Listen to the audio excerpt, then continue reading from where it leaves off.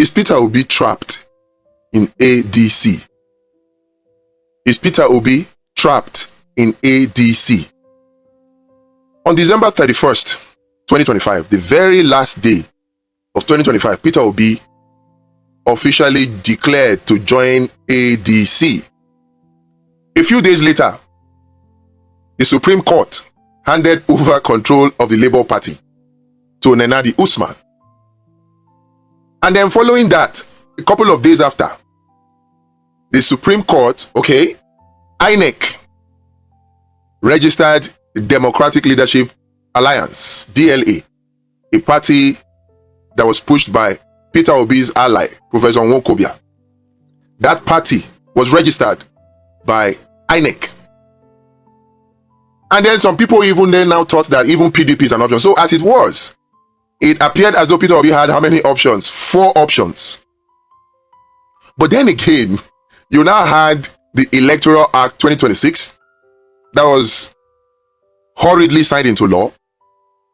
And then you also now had INEC's revised electoral timeline for the 2027 elections. Now, with all of these, does Peter Obi still have the option to jump from one party to the other? Or is he trapped in ADC?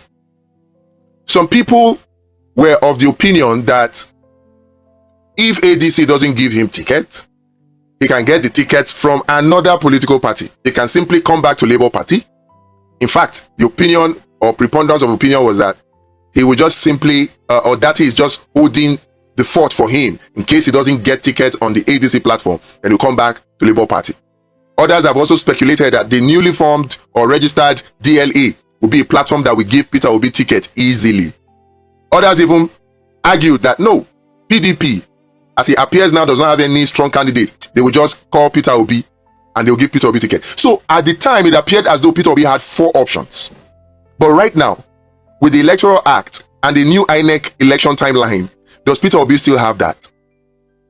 If you look at Section 77, that talks about electronic membership register for political parties, and the fact that that electronic membership register must be available or made available to INEC 21 days before a primaries. And if a candidate's name is not on that electronic register, the candidate cannot become an aspirant and cannot vote during the party primaries. And since we know you cannot be a member of 2 political parties, except of course there's a way around that, it means that Peter Obi is stuck as a member of ADC with ADC, except there is a way for him to also now move to any other party if he fails to get a ticket. Now here is the kicker. By INEC election timeline, by the end of April, May, maximum June of this year, all party primaries must have been concluded. But with this new condition that there must be an electronic membership register for a political party, if Peter Obi has registered and then ADC fixes its primaries for 30 days, 20 days before the deadline for political party primaries, and that primaries is held and Peter Obi does not get the ticket, can Peter Obi now go and join another political party? The answer is a simple no, because he would require to have joined that political party. His name must be on the electronic membership register that that party must have sent at least 21 days to the primaries. And since parties cannot conduct primaries outside of INEC timeline, it means that Peter Obi, for now, is trapped in ADC. This is crucial. Some have argued now that, he should leave ADC if he doesn't get a ticket. Now you have seen that he cannot leave ADC if he doesn't get a ticket because of the new Electoral Act 2026 and the INEC election timeline. So if Peter Obi is to leave ADC, the time to do it is now.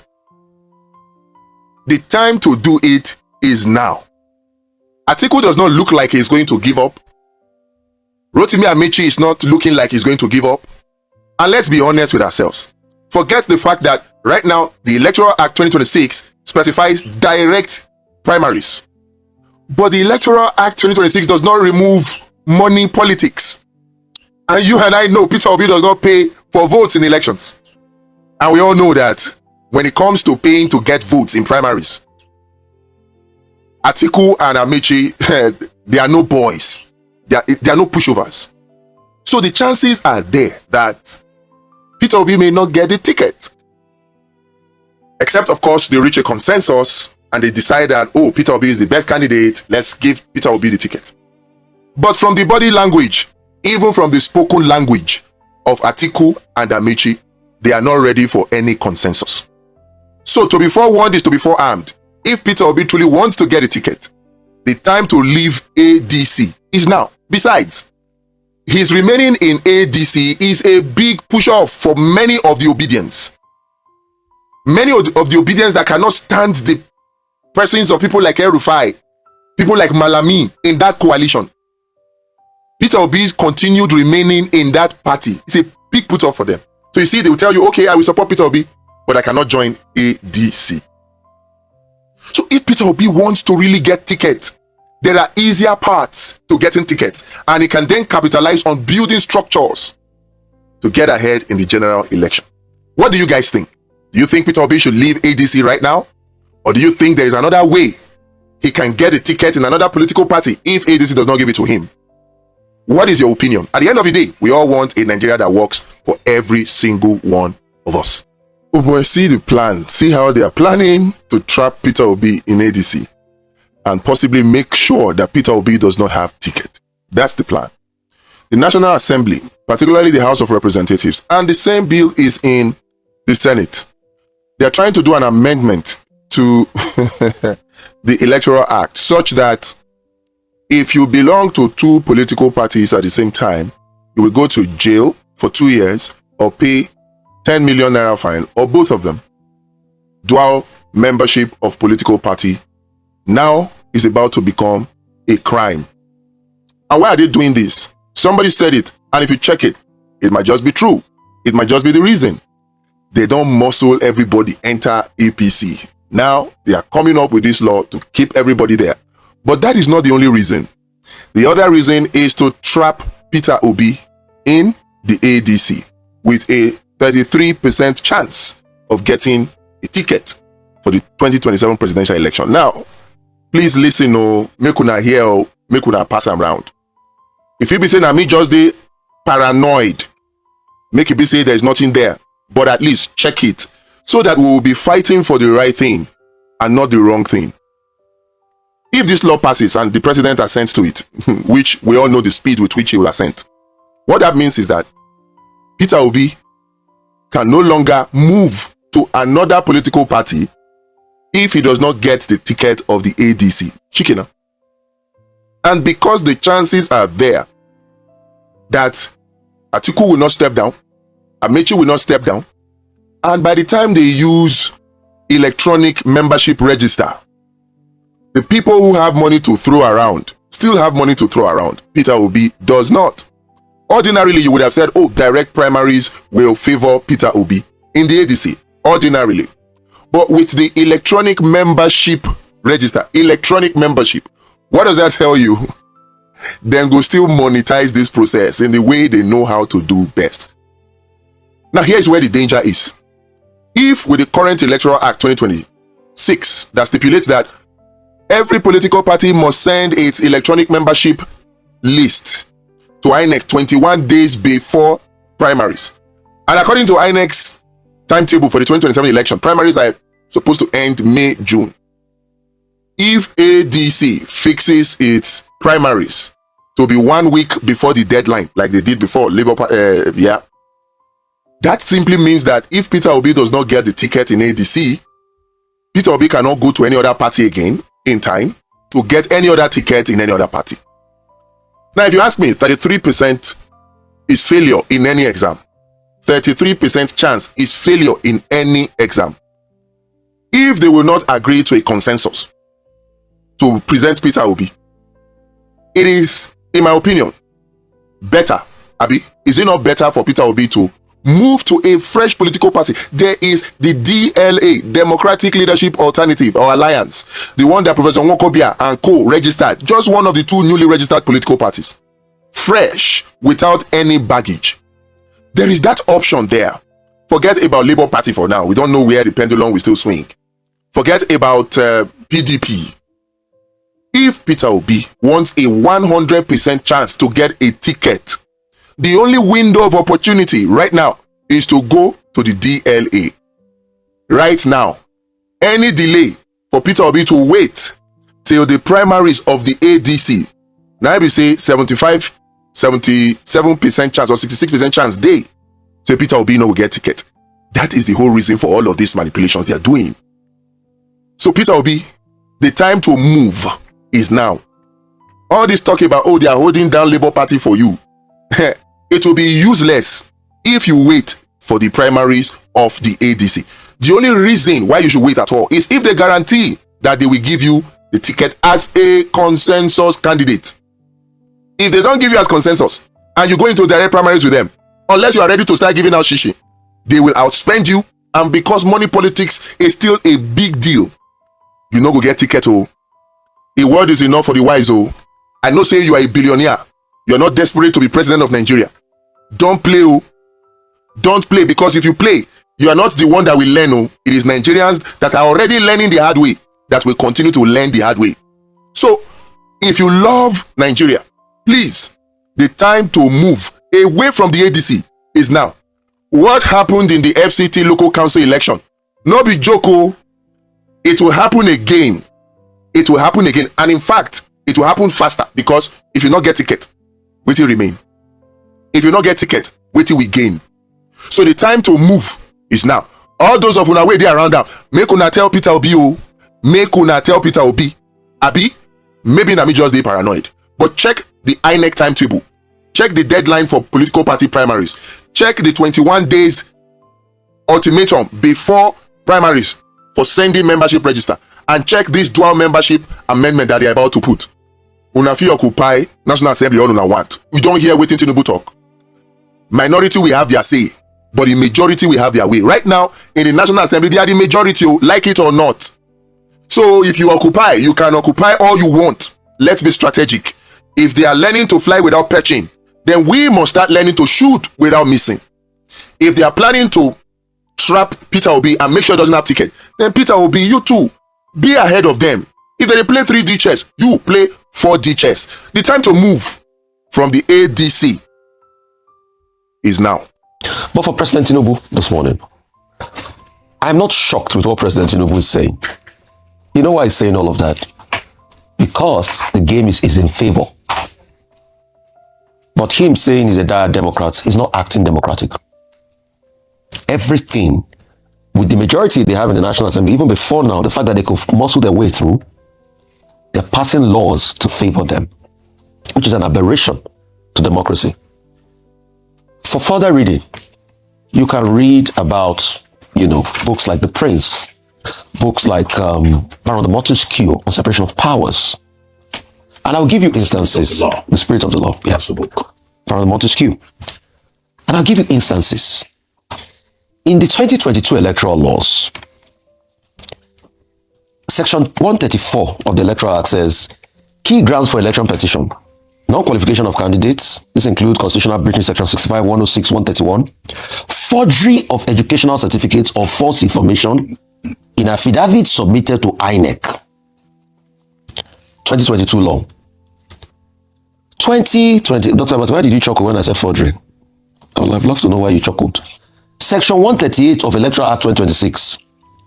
It's just been narrowed to two grounds: election being invalid due to corrupt practices or non-violence, the respondent not being duly elected by majority of the law and vote cast. In that, you narrowed it to two parts. Why did we pull out forgery of certificates? Why did we pull out other parts? Isn't the integrity of certificates of people that are supposed to lead us paramount? Should be. But guess what you now did? They now went ahead, because they want to block people from moving to another political party, because the intention is to block other political parties. They now put in such a way that membership of another political, they just amended that one yesterday. Membership of two political parties will get you a 10 million fine, right? and 2 years imprisonment. But guess the interesting thing, Ayo. The penalty for vote buying is 5 million. Political two-party membership, so 10 million. Yeah. Okay. So they would rather vote buying happens in an election. Although they also put a section there that, okay, you'll be banned from electoral process for 10 years. But the penalty for vote buying is 5 million on 2 years. Having been in two political parties, 10 million. That was an added addendum. They just added that to it. It was not part of the first law they passed. That was what they talked about yesterday. So they've added that to it. We all know all of this is to stifle the opposition. That's as if President Tinubu is not being democratic. If somebody that served in his cabinet has been able to push PDP aside in such a way that even if PDP goes ahead to provide the candidate in presidential primary, he's going to be a weakened candidate. And at the same time, you've made laws in such a way that if the primaries does not favor the other people in the political parties, they can't move away. So you've boxed them in. And you are saying you are being triumphant. And you quickly signed the law in less than 24 hours. And guess what? You deliberately sidestep the concerns being raised, for instance, by IPAC, as regards making it one way to be able to have party primaries, as regards making it, okay, there's no delegate system, but there is direct primaries. You accept that concern, and you're saying, oh, the game is sweet when you're winning. And it's because you're in power, you can get away with all of this. And that's not the kind of democracy we want. President Tinubu has over 30 governors. Why are we locking up with the electoral laws? Why are we pulling out sections that are important? I would have thought that after the debates around the certificate issue in the last election, we should have left that there. But that was pulled out. You remember I was telling you the other day that there are many things that they've pulled out of this law that we don't even know about. It's beginning to become obvious. And when it suits them, they are so quick to go and add addendum to the laws, just like they did yesterday. So is this a democracy we are practicing? It's not. It's because it favors you and you can use the wheel of power. I know what a lot of people will say is, Rufai, if now you're not going to do the same, does it make it right? Because the same President Tinubu was taking that when I was in opposition, I ate my humble pie. But this was how we spoke and advocated when he was in opposition. I've said some of the things that they were done then was not right. So it will be on record we are saying these things for posterity's sake. And the whole world should hear it now. Because these things will not augur well for democracy. Let's now watch and see. Okay, after they win elections and they make all the laws to favor them, are they not going to tinker it with it afterwards? Because you see, those that are making this law forget that at some point it will also affect them. Let's be guided by transparency and the truth. So it's easy for him to say all these things. It's sweet when one is winning. That's what every politician believes in. Politicians are into politics not to go and sell ice cream. They're into politics just to win.